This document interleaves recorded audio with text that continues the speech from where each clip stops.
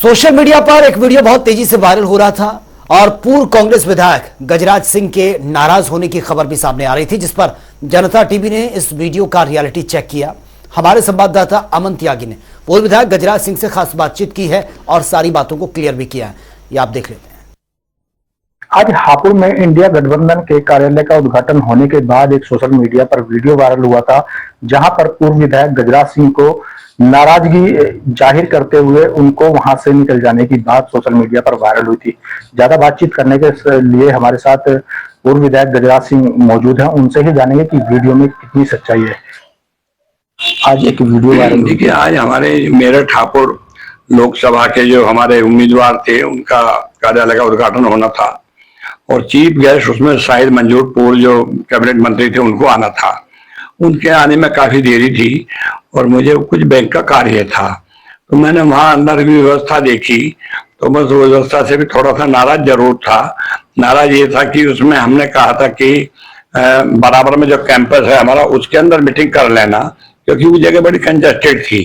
तो वो मैंने बहुत हल्की सी नाराजगी उन्हें दिखाई। फिर मैंने कहा अच्छा ठीक है कि मैं उनको मंत्री जी को लेकर के आता हूँ और बैंक का मैं अपना काम भी निपटा लेता हूँ। मैं वहां से ये कह करके बाहर चला आया। इतने में 7-8 जो पत्रकार बंधु हमारे बड़े प्रेमी हैं, मैं तो उनका सबका सम्मान करता हूँ। मेरे परिवार के लोग हैं जितने भी हैं, तो उनमें से उन्होंने कहा साहब हमारी बात सुनिए जी। मैं कहा सुनिए जी, क्या करना कि साहब आप अपने नाराज होकर के जा रहे फोटो के ऊपर नाराज हो रहे हैं आप। मगर कौन सा फोटो भाई, मैंने तो फोटो कोई देखा ही नहीं है। मुझे अपने बैंक के काम से जाना है और बैंक के काम को निपटा करके अभी वो नाले पर वहां आ गए हैं। मेरठ का जो नाला पार करा है शाहिद मंजूर ने, उनको लेकर के मुझे यहाँ आना। उन्होंने टेलीफोन किया कि मुझे आप ले लेना। इतनी मेरी बातें हुई थी। बाकी फिर भी एक वो मैं नहीं समझता कौन से प्रेमी थे, फिर भी वो मेरे मुंह पर उसको लगाए चले जा रहे थे। मैंने उनसे कहा भी यार मैं अब जा रहा हूँ, कोई दिक्कत नहीं, कोई नाराजगी नहीं, किसी प्रकार की नाराजगी। मैं बैंक का काम अपना करके और सीधा यहीं आ रहा हूँ। हुआ भी यही, बैंक का काम निपटा करके आधे घंटे बाद शाहिद मंजूर आ गए। मैं उनको लेकर के वहां पहुंच गया, सारा कार्यक्रम मैंने संपन्न कराया। तो देखिए, खास तौर पर गजराज सिंह जी का ये कहना है कि मैं फोटो की वजह से कोई भी जो है गुस्सा नहीं था, केवल कार्यकर्ताओं पर किसी चीज के लिए नाराजगी थी। तो ऐसे ये जो वीडियो है उस पर कोई भी ध्यान ना दे। अमन त्यागी, जनता टीवी, हापुड़। और देश में राजनीतिक दल लोकसभा चुनाव के लिए बड़े स्तर पर प्रचार कर रहे हैं, अपने पसंदीदा पार्टी को सपोर्ट करने में लगातार मेहनत भी कर रहे हैं। ऐसे में बुलेट रानी राजलक्ष्मी का अलग ही अंदाज देखने को मिला। वो तमिलनाडु से 21,000 किलोमीटर बुलेट चलाकर लखनऊ पहुंची है। बुलेट रानी राजलक्ष्मी का कहना है कि वो तीसरी बार नरेंद्र मोदी को प्रधानमंत्री बनना देखना चाहती है। तमिलनाडु मदुरई से यात्रा शुरू किए हैं और तमिलनाडु मदुरई से दिल्ली तक 21,000 किलोमीटर बाइक चला रही है।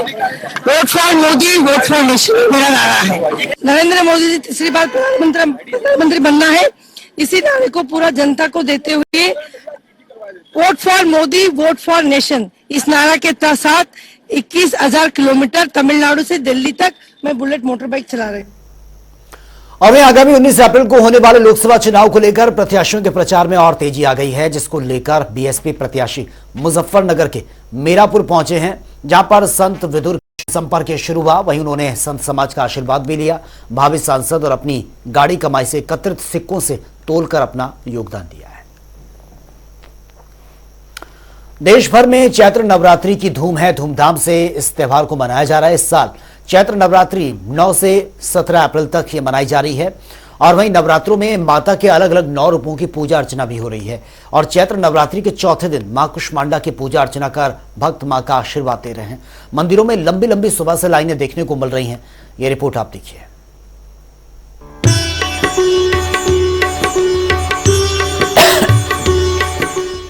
विंध्य स्थान विंध्य निलयाम विंध्य पर्वत वासिनी योगिनी योगमाया त्वाम चंडिका प्रणमाह्यहम्।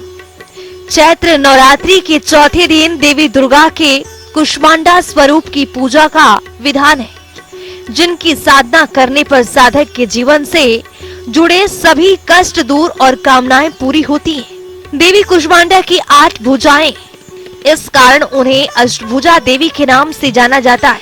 उनके 7 हाथों में कमंडल, धनुष, बाण, कमल, अमृतपूर्ण कलश, चक्र और गदा सुशोभित है। वहीं गृहस्थ जीवन में रहकर माता रानी की आराधना करने वाले भक्तों को जिस जिस वस्तुओं की जरूरत प्राणी को होता है वे सभी प्रदान करती है। विद्वान आचार्य बताते हैं कि माँ हल्की सी मुस्कान के साथ सृष्टि की रचना की थी। भक्तों की समस्त मनोकामना को माँ केवल अपना ध्यान करने से पूरा कर देती है। आज नवरात्र का चौथा दिन है, कूष्मांडेज चतुर्थकम। आया है पुराणों में कि सुरा संपूर्ण कर समरुधिरा पुरुतमेव च दधाना हस्तपद्माभ्याम कूष्मांडा शुभदास्तु में, कूष्मांडा शुभदास्तु में। भगवती का बड़ा ही सुंदर स्वरूप है। वो पिंक गुलाबी कलर का वस्त्र धारण की हुई है, सिंह पर आरूढ़ है, 8 भुजाएं हैं। इन्हें अष्टभुजा के नाम से भी जाना जाता है। यह अपने हल्की हंसी से पूरे ब्रह्मांड की रचना की थी।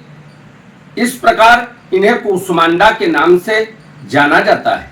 और यही वो देवी हैं जिनका निवास सूर्य लोक के भीतर है और भीतर होने के कारण अलौकिक तेज को प्रदान करती हैं अपने भक्तों के लिए। आज भक्त जहां पर अपने घर में ईशान कोण में कलश की स्थापना किए हैं, उनका इस प्रकार षोडशोपचार से दिव्यवत और भव्य पूजन करें।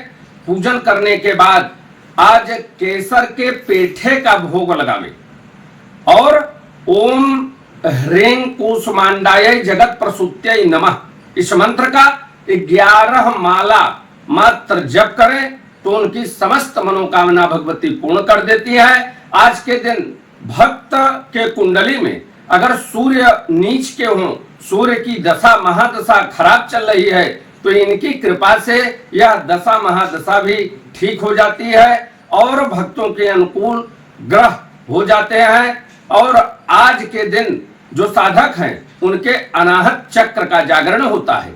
यही वो देवी हैं जो घर के भूत प्रेत पिशाच बैताल जितने भी दोष रहते हैं सब दोषों से मुक्ति करा देती हैं। वहीं दूसरी ओर सिद्धपीठ में देश के कोने कोने से आने वाले भक्त मां का दर्शन करने के लिए लंबी लंबी कतारों में लगे रहते हैं। मां के धाम में आने पर असीम शांति मिलती है। भक्तों की आस्था से प्रसन्न होकर मां किसी को खाली हाथ नहीं जाने देती, अर्थात उनकी सभी मनोकामनाएं पूरी कर देती है। यहाँ पर दर्शन करके हमारे मन में बहुत ही प्रसन्नता हो रही है। यहाँ पर देख रहा हूँ सब एक कतार से लाइन में दर्शन कर रहे हैं। हमको भी बहुत अच्छी उत्तम व्यवस्था से दर्शन कर रहे हैं। यहाँ पर जो प्रशासन की व्यवस्था है बहुत ही उत्तम व्यवस्था है, क्योंकि एक एक करके देख के सब लोग बारी बारी से दर्शन कर पा रहे हैं। यहाँ पे किसी को भी मतलब धक्का मुक्की नहीं मिल रही है। यहाँ पे आराम सब लोग दर्शन कर पा रहे हैं। नवरात्रि के पावन मौके पर मां की अलग अलग रूपों की पूजा कर भक्त सभी कष्टों से छुटकारा पाते हैं और माता के किसी भी रूप का दर्शन करने मात्र से प्राणी की शरीर में नई ऊर्जा, नया उत्साह और सद्विचार का संचार होता है। स्पेशल डेस्क, जनता टीवी।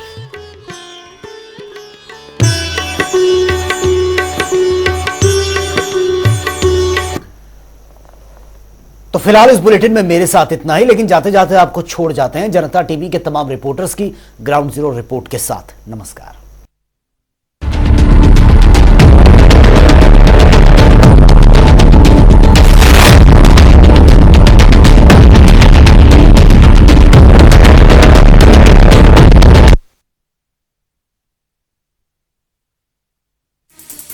भाजपा के साथ ही कांग्रेस भी अब जो है अपने चुनाव प्रदर्शन में बेहतर करने के लिए फील्ड में उतर पड़ी है। आज जो है यूपी प्रभारी अविनाश पांडे ने पश्चिम उत्तर प्रदेश का दौरा किया और पश्चिम उत्तर प्रदेश में उन्होंने नोएडा से लेकर के अमरोहा, बुलंदशहर तक गए पहुंचे और वहां उन्होंने लोगों से बात भी की, कार्यकर्ताओं से उनका मूड जाना, लोगों की क्या स्थिति है, मतदाताओं का क्या रुख है, इसके बारे में उन्होंने जानकारी ली। और अविनाश पांडे ने कहा कि इंडिया गठबंधन पूरे जोर से, पूरी ताकत से चुनाव लड़ेगा और वो भाजपा का पुरजोर मुकाबला करेगा।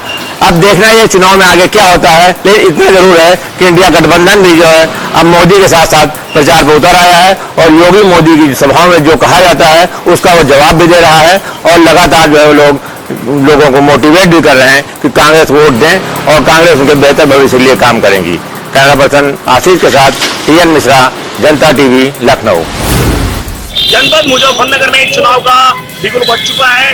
इसी कड़ी में लगातार बीजेपी नेताओं के साथ मुख्यमंत्री योगी आदित्यनाथ मुजफ्फरनगर के अंदर आ चुके हैं। वहीं कल आगामी 13 अप्रैल को समाजवादी पार्टी के सुप्रीमो पूर्व मुख्यमंत्री अखिलेश यादव मुजफ्फरनगर में चुनावी दौरा कर रहे हैं। वो चुनाव का बिगुल फूकेगा।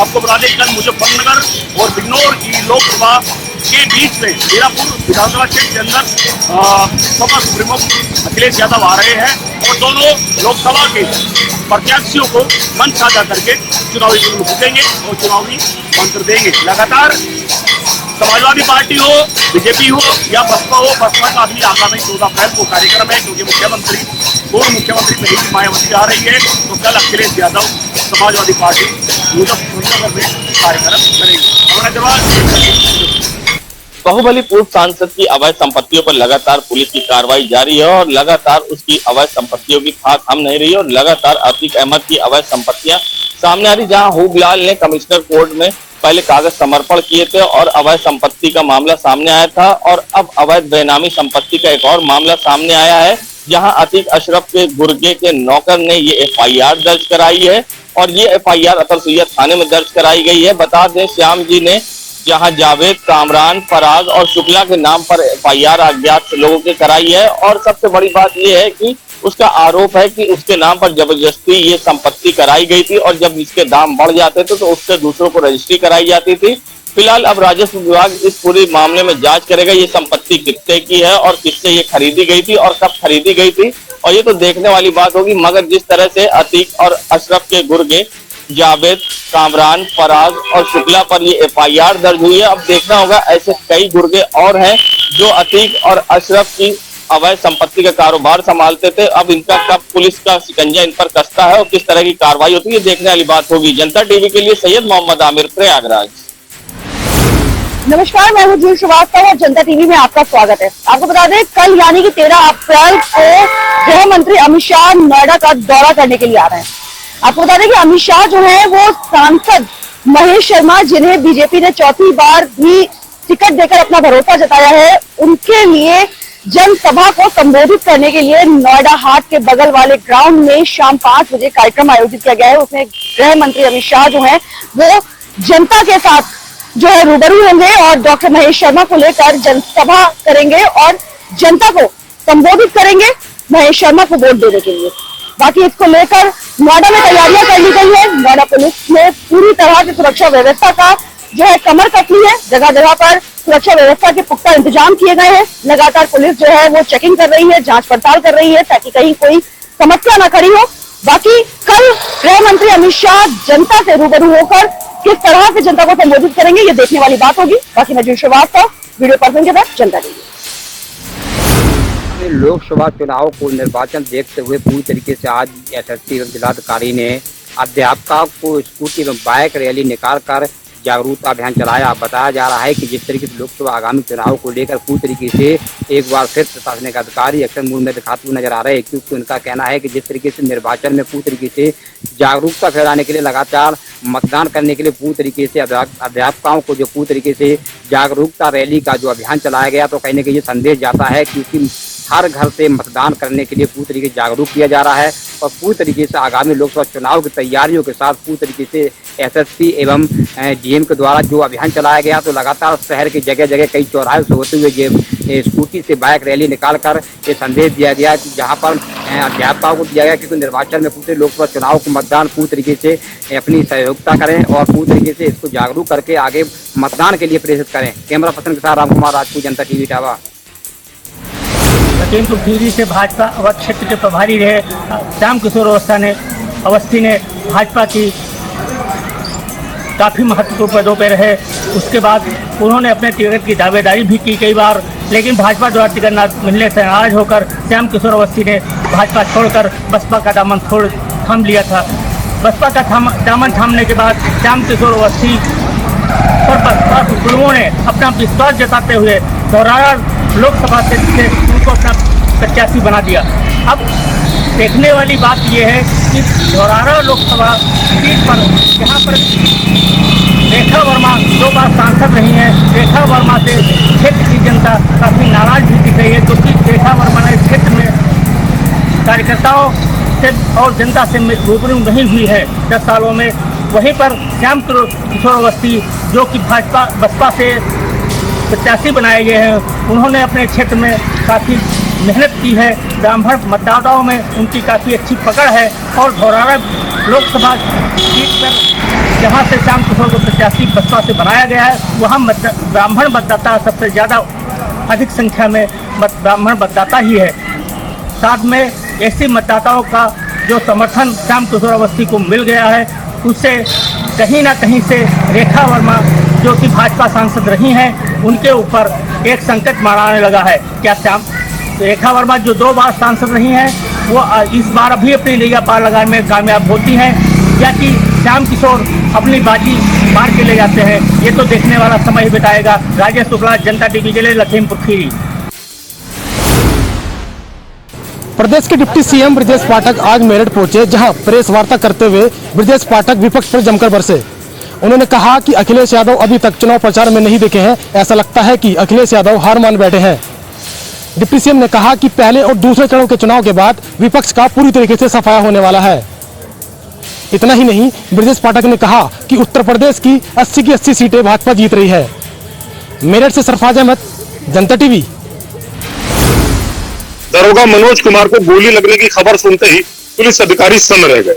फौरन मनोज कुमार को अस्पताल लाया गया, जहां डॉक्टर्स की टीम ने दरोगा को मृत घोषित कर दिया। पुलिस अधिकारी अभी इस बात को साफ नहीं कर पाए हैं कि आखिर दरोगा ने इतना बड़ा कदम क्यों उठाया। दरोगा मनोज कुमार अपने पीछे कई सवाल छोड़ गए। कैमरामैन लविश के साथ राहुल अरोड़ा, जनता टीवी, सीतापुर।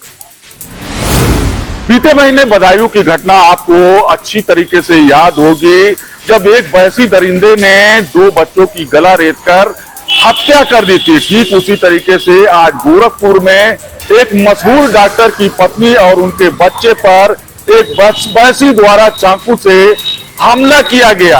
आपको बताते चलें कि गोरखपुर के गोरखनाथ हुमायूंपुर उत्तरी में आज डॉक्टर AK सिंह, जो मशहूर डॉक्टर हैं, उनकी पत्नी के ऊपर प्राणघातक हमला किया गया। बताया जाता है कि मकान के प्रथम तल पर एक वहशी दरिंदा जो है बाकायदे प्रथम तल पर पहुंचा और उनकी पत्नी पर चाकू से हमला करने लगा। बीच बचाव करने जब उनका बेटा आया तो बेटे पर भी चाकू से हमला कर दिया। बताते चले कि पूरी तरीके से दोनों माँ बेटा लुहान हो गए और दोनों को डॉक्टर AK सिंह पहले खुद इलाज किए, लेकिन जब हालत बिगड़ गई तो उन्हें एक प्राइवेट नर्सिंग होम में भर्ती कराया गया है। बताया जाता है कि जो हमलावर रोहन सिंह था, वो इसी क्लिनिक में 10 साल पहले कार्य करता था। हालांकि पुलिस अभी कुछ भी बताने में असमर्थ है कि आखिर में उसने ये हमला क्यों किया। मैनपुरी की प्रत्याशी डिंपल यादव जब से प्रत्याशी घोषित हुई हैं, लगातार अपनी जो विधानसभाएं हैं, लगातार विधानसभाओं में प्रचार करती नजर आ रही हैं। वहीं पर आज मैनपुरी की विधानसभा में उन्होंने जो है बनारस में जो पुलिसकर्मियों को जो साधु की जो ड्रेस पहनाई, उसको लेकर बोली हैं कि जो संविधान बाबा भीमराव अम्बेडकर जी ने बनाया है उसको बचाए रखे और उससे जनता जागरूक हो जाएगी। और लगातार उन्होंने जो कल जयवीर सिंह मंत्री पहली बार मैनपुरी आगमन पर आए, उन्होंने जनता को देखते हुए बोला कि यही जनता है जो कमल का फूल खिलाने का काम करेगी। उसको तंग कसते हुए डिंपल यादव ने बोला है जनता सब जानती है, जागरूक है, वो धरातल पे है, वो सब जानती है कि युवाओं को कितना रोजगार दिया गया है, महिलाओं को कितनी सुरक्षा दी गई है और कितने रोजगार युवा अभी तक घूम रहे हैं, उनको रोजगार नहीं मिला है, महंगाई चरम सीमा पर है। उसके लेकर तंग कसते हुए कहा है कि ये सब जनता जानती है। आने वाले समय यानी 7 मई को नामांकन होगा और 4 जून को जनता सब दिखा देगी कि किसका वर्चस्व मैनपुरी में दिखाई देता है। मैनपुरी से प्रमोद पांडे, जनता टीवी। उत्तर प्रदेश के डिप्टी सीएम केशव प्रसाद मौर्य आज बदायूं पहुंचे। उन्होंने बदायूं के लोकसभा प्रत्याशी दुर्विजय सिंह साके के समर्थन में बूथ अध्यक्ष सम्मेलन को संबोधित किया। केशव प्रसाद मौर्य ने कहा कि पहले समाजवादी पार्टी का नारा था खाली प्लाट हमारा है। आज का समय वो है कि कोई भी किसी के प्लाट पर भी कब्जा नहीं कर सकता है। वहीं उन्होंने समाजवादी पार्टी पर निशाना साधते हुए कहा कि समाजवादी पार्टी जो है वो गुंडों की सरकार है और गुंडों की पार्टी है। उन्होंने यह भी कहा कि जिस गाड़ी में समाजवादी का झंडा होता था उतना ही बड़ा उसमें गुंडा बैठा होता था। कई सवालों के डिप्टी सीएम केशव प्रसाद मौर्य ने जवाब दिए और उन्होंने समाजवादी पार्टी को गुंडा बताया। वहीं बदायूं लोकसभा के प्रत्याशी दुर्विजय सिंह के समर्थन में उन्होंने जनता से वोट की भी अपील की। फिलहाल बदायूं में समाजवादी पार्टी से शिवपाल यादव प्रत्याशी हैं और भारतीय जनता पार्टी से दुर्विजय सिंह साक्य प्रत्याशी हैं। दोनों में ही कांटे की टक्कर देखी जा रही है। अवधेश मिश्रा, जनता टीवी, बदायूं। इंडिया गठबंधन से हापुड़ मेरठ लोकसभा प्रत्याशी सुनीता वर्मा के कार्यालय का हुआ उद्घाटन, कार्यकर्ताओं में दिखी नाराजगी। आपको बता दें पूरा मामला जनपद हापुड़ का है, जहां पर इंडिया गठबंधन से प्रत्याशी सुनीता वर्मा के कार्यालय का आज उद्घाटन किया गया, जहां पर कार्यकर्ताओं में काफी नाराजगी देखने को मिली है। वहीं आपको बताते चले कि जैसे ही पूर्व विधायक गजराज सिंह पार्टी कार्यालय पहुंचे तो उन्होंने नाराजगी जाहिर की। माना जा रहा है कि पार्टी के जो बैनर हैं उन पर उनकी फोटो नहीं लगाई गई थी और भी जो नेता हैं उनकी फोटो नहीं लगाई गई थी, जिसको लेकर गजराज सिंह ने नाराजगी जाहिर की है। वहीं अब ये वीडियो काफी वायरल हो रहा है। देखने वाली बात होगी कि गजराज सिंह पार्टी कार्यालय जाएंगे या उनकी नाराजगी ऐसे ही जाहिर रहेगी। अमन त्यागी, जनता टीवी, हापुड़।